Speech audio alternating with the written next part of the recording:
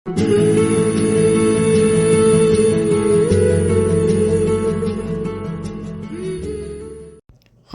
உங்கள் ride with மீமணி. சளி, இருமல், காய்ச்சல், மூச்சு விடுறதுல உள்ள சிரமம், இந்த மாதிரியான பிரச்சனைகள் இருக்கவங்களுக்கு தான் ஒரு சிறந்த ஒரு கஷாயம் நம்ம இந்த வீடியோவில் ரெடி பண்ண போகிறோம். ஸோ இது நம்ம வீட்டுகளில் நம்ம ரெகுலராக யூஸ் பண்ணுற பொருளை வச்சு தான் பண்ண போகிறோம். வாங்க, இந்த வீடியோ உங்களுக்கு யூஸ்ஃபுல்லாக இருக்கும். வீடியோவை ஸ்கிப் பண்ணாமல் பாருங்கள். 10 மிளகாய் எடுத்துக்கலாம். இந்த மிளகு பார்த்திங்கன்னா இது தொடர் இருமல், தும்மல்னு எல்லாத்தையுமே போக்கக்கூடியது. அது மட்டும் இல்லைங்க, உடலில் நோய் எதிர்ப்பு சக்தியை அதிகரிக்கக்கூடியது இந்த மிளகு. இந்த மிளகை கல்வத்தில் போட்டுக்கலாம். அடுத்ததாக 4 கிராம்பை எடுத்துக்கலாம். இந்த கிராம்பு பார்த்திங்கன்னா இருமலை கட்டுப்படுத்தும். மேலும் காய்ச்சல், ஜலதோஷத்தை குணமாக்கக்கூடியது.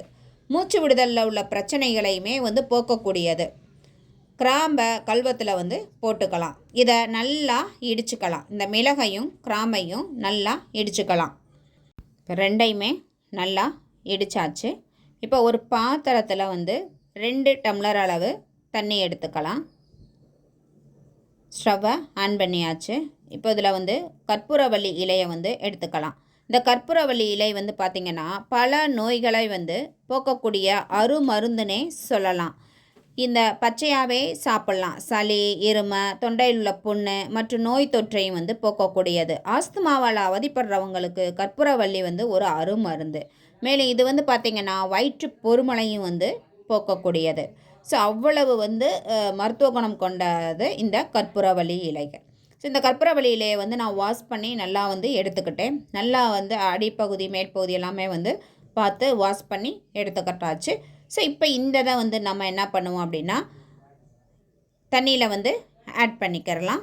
இது ஒரு 4 to 5 இலைகளை எடுத்துக்கலாம். அடுத்ததாக பார்த்திங்க அப்படின்னா துளசி இலைகள் எடுத்துக்கலாம். இது ஒரு 10லேருந்து 15 துளசி இலைகளை எடுத்துக்கலாம். துளசி இலை மன இறுக்கத்தை போக்கக்கூடிய சக்தி இந்த துளசி இலைக்கு உண்டு.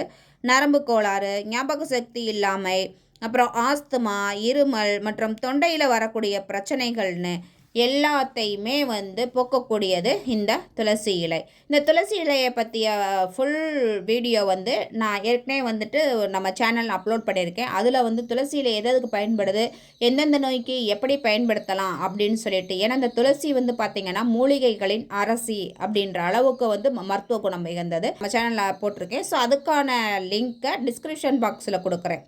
உங்களுக்கு தேவைப்பட்டது அப்படின்னா நீங்கள் அதை செக் பண்ணி பாருங்கள். ஸோ இப்போ இந்த துளசி இலைகளை நாம் இதில் போட்டுக்கலாம்.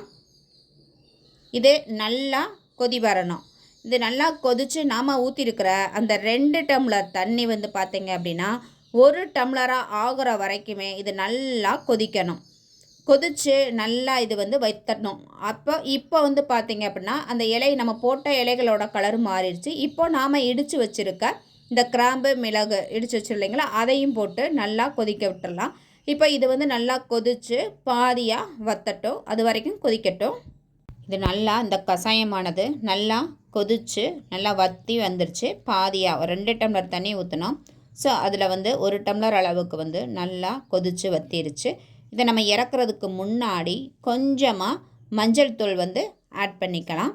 இந்த மஞ்சள் தூள் நம்ம சேர்க்குறதுனால என்னாகும்னா இது உடம்புல உள்ள கெட்ட பாக்டீரியாக்களை எதிர்க்கும் தன்மை கொண்டது மற்றும் சளி, இருமல் மற்றும் தொண்டை கரகரப்பை இது போக்கக்கூடியது. இந்த மஞ்சள் தூளை போட்டு நல்லா மிக்ஸ் பண்ணிவிட்டு ஒரு கொதி வரட்டும். இப்போது ஒரு கொதி வந்துருச்சு. இதை நம்ம ஸ்டவ்வை ஆஃப் பண்ணிக்கலாம். இப்போ குடிக்கிற பக்குவத்துப்போ நம்ம ஒரு இதில் வடிகட்டி எடுத்துக்கலாம் இந்த பானத்தை.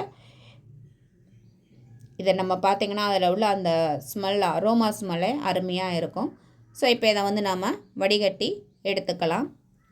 இது நம்ம குடிக்கிற சூடு வரவிட்டியும் பார்த்திங்க அப்படின்னா இதில் 2 ஸ்பூன் தேனை ஆட் பண்ணிக்கலாம். இதில் நம்ம தேனை ஆட் பண்ணுறதுனால இந்த கஷாயத்தோட மருத்துவ குணம் இன்னும் அதிகமாக அதிகரிக்கும் இதோட மருத்துவ குணம்.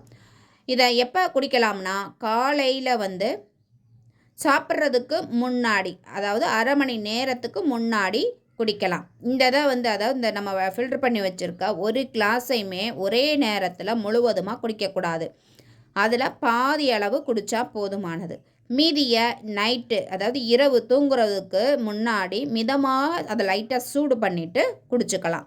ஒரு 2 நாளைக்கு இதை தொடர்ந்து குடிக்கும்போது மூச்சு விடுறதுல ஏற்படக்கூடிய சிரமம், சளி, காய்ச்சல், இருமல்னு எல்லாத்தையுமே இது வந்து குணமாக்கும். மேலும் தொண்டையில் இருக்கக்கூடிய நோய் தொற்று, புண்கள், எரிச்சல் இது எல்லாத்தையுமே இது போக்கக்கூடிய பானமாக இருக்கும். ஸோ இதை நீங்கள் நம்மளுக்கு சிறிதாக காய்ச்சல், இருமல், தொடர் இருமல்னு வந்தவுடனே பயந்து போய் உடனே நம்ம ஹாஸ்பிட்டலுக்கு போகிறத காட்டிலும் நாம் ரெகுலராக சமையலில் பயன்படுத்தக்கூடிய பொருள்களை வச்சே இந்த மாதிரி கஷாயம் தயார் பண்ணி அதை போக்க முடியும் வீட்டிலையேவும். ஏன்னா நாம் இதில் பயப்பட வேண்டிய அவசியமே இல்லை. துளசி குழந்தைகள் முதல் கொண்டு சாப்பிட்லாம். கற்பூரவள்ளி இலையும் அப்படியே பச்சையாக சாப்பிடக்கூடியது. மிளகு நம்ம நார்மலாகவே இருமலுக்கு மெண்டு சாப்பிடக்கூடியது. கிராம்பு நம்ம யூஸ் பண்ணக்கூடியது தான். ஸோ இதில் எந்தவித சைடு எஃபெக்ட்டுமே வரும் அப்படின்ற பயமே வேண்டியதில்லை. ஸோ இதை நாமளே வீட்டில் ப்ரிப்பேர் பண்ணி இந்த மாதிரியான தொடர் இருமல், காய்ச்சல், தொண்டை இந்த மாதிரி வரும்பொழுது சளி, மூக்கொழுகுதல், ஜலதோஷம் பிடிக்கிறதுக்கெல்லாம் நம்ம வீட்டிலையே தயார் பண்ணி குடிக்கும் பொழுது க்யூர் ஆயிரும். நம்ம ஈங்கிறதுக்கு ஹாஸ்பிட்டலுக்கு போக வேண்டிய அவசியம் இல்லை. ஸோ இந்த வீடியோ பிடிச்சிருந்தால் லைக் பண்ணுங்கள், ஷேர் பண்ணுங்கள், கமெண்ட் பண்ணுங்கள். நம்ம சேனலை புதுசாக பார்த்தா சப்ஸ்கிரைப் பண்ணுங்கள். தேங்க்யூ.